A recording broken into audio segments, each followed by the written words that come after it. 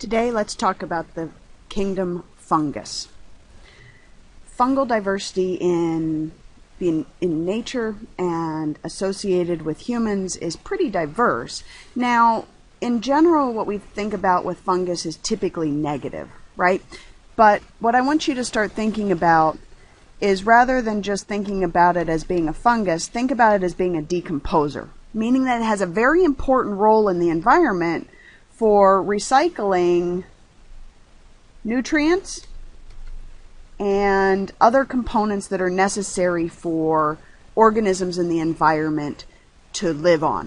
The other thing we have to think about is, without decomposers, we'd be polluted with decaying organisms and dead things, and they just would never break down. So we have to think about them as having a very strong positive role in the environment.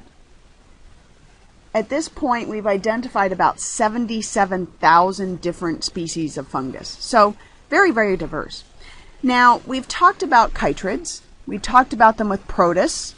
We said they are most likely the fungal-like protist that would have given rise to all of our different fungal diversity that we see. Now, the club fungus is one that's probably most familiar to you, but we've talked before about mycorrhizae, so those fungal associations are critical as well, particularly for plant development. In general, we look at fungus as being multicellular. There is one exception that we think about a lot, which is yeast. This is a single-celled organism. But all of them are what we consider absorptive heterotrophs in some way. So what does this mean? Break it down. Heterotroph means to eat, right? What does absorptive mean? Well, it's kind of to suck up, right? Okay. So most of them are releasing digestive enzymes to the environment. The enzymes break things down and then are reabsorbed by the fungus. This is something we call external digestion. Okay? There are other types of feeding mechanisms for the fungus. There are a couple of predatory fungi. I have one here for you that has surrounded a small worm, will hold on to that worm, essentially has lassoed it, and will break it down very, very slowly and digest the nutrients it needs. Not very pleasant, but certainly effective, right? The majority of the biomass of a fungus is actually below ground. Remember, biomass is carbon. So when we look at a fungus and we say, oh, look at that mushroom, the mushroom is actually just the reproductive structure. This is only present to produce spores and the next generation. The majority of the fungus and all of the digestive types of things that are going on and the decomposition that is going on is actually because of this below ground biomass. In nature, we can see it not just on the ground, of course. Fungus is everywhere. It's one of the leading causes of agricultural losses is because of fungus. Huge amounts of crops are lost every year because of it.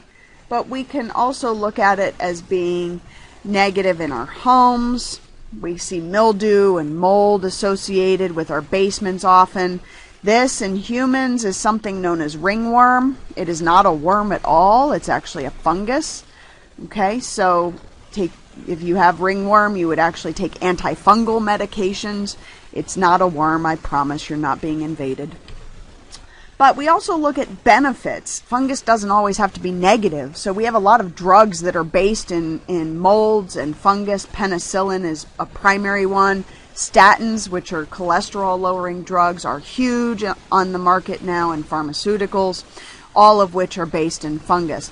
Foods, some of you enjoy the moldy cheeses. Some of you enjoy beer and wine and bread and pastries. Anything that requires yeast is going to be based in a mold and a fungus. So when we look at penicillin, it was actually discovered pure on dumb luck because look at here. So this is a plate covered in bacteria. This streaking is bacteria. And this is a blob of mold growing. But you see around that blob of mold, there's no bacteria. The mold is literally killing the bacteria. This is pretty cool. Penicillin is an awesome antibiotic, but the problem is, as we get smarter and smarter bacteria, more and more evolved bacteria, penicillin's not working for everything anymore, so we've got to find new antibiotics. We'll talk about that more later. If you actually took that slice of bread at home that's growing a little bit too much mold in your kitchen and looked at it up close, you'd see these nice long filamentous structures and then these balls. These balls are covered in spores, so they're like a mushroom. Okay, so their job is reproduction, and they release spores to spread that bread mold to the rest of your loaf of bread and potentially to the rest of your kitchen if you're not careful. Now, when the spores are produced, they're released from the fungus and either return to the bread or return to the ground, and what it's hoping for is a nice moist environment. So in order for these little spores to open up and release what we call hyphae, we need them to be in a moist environment. These hyphae are going to be the reproductive structures. Now, we normally think male-female. We don't go that far in fungus. Think plus-minus. Okay, we talk about them as being plus-minus strains. And when they match up and come together, if they are opposite strains, they actually will fuse the cells together like a normal egg and sperm would to form a zygote. The weird part here is, you see these dots? The dots are nuclei. They're two different colors for a reason. They want you to keep track of the fact that in these cells, we actually form something known as a heterokaryotic or a dikaryotic cell. Di meaning two, hetero meaning different, right? That means they have two nuclei. This is weird. When we formed a zygote before, the nuclei would simply fuse and we'd have 2N chromosomes inside that nucleus. Nada. Here we have haploid cells because they have not fused the nuclei, and they're going to grow this great big mushroom structure, and only after that occurs will the nuclei fuse. Now we finally get fused nuclei that will produce more spores. It's a weird life cycle, huh? But it works very well for keeping genetic diversity as high as possible, because really these plus-minus strains, we would like to be coming from two different fungus, not from the same one, right?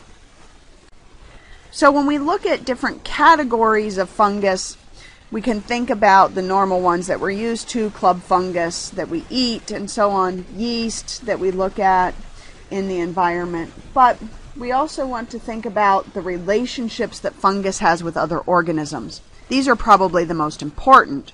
So lichens are actually an association of a fungus and an algae. Algae photosynthesize, right? And fungus decompose. So you put them together and you have a terrific relationship. So the fungus are literally going to cradle the algae and hold them up into the air. Why would they do that? Why would the fungus hold this algae up into the air? Well, there's sunshine, right? If the algae is going to photosynthesize, produce carbon in the form of sugars, right, that the fungus can use, it's going to support those algae. What do you think the fungus is giving to the algae, other than a place to live? Mycorrhizae we've talked about before, this association of a fungus and a plant root. We think about 90% of the fungus on the planet have this association. Critical for increasing the surface area of those plant roots for absorption and also to supply nutrients needed by the plant. Do you remember what the plant gives the fungus?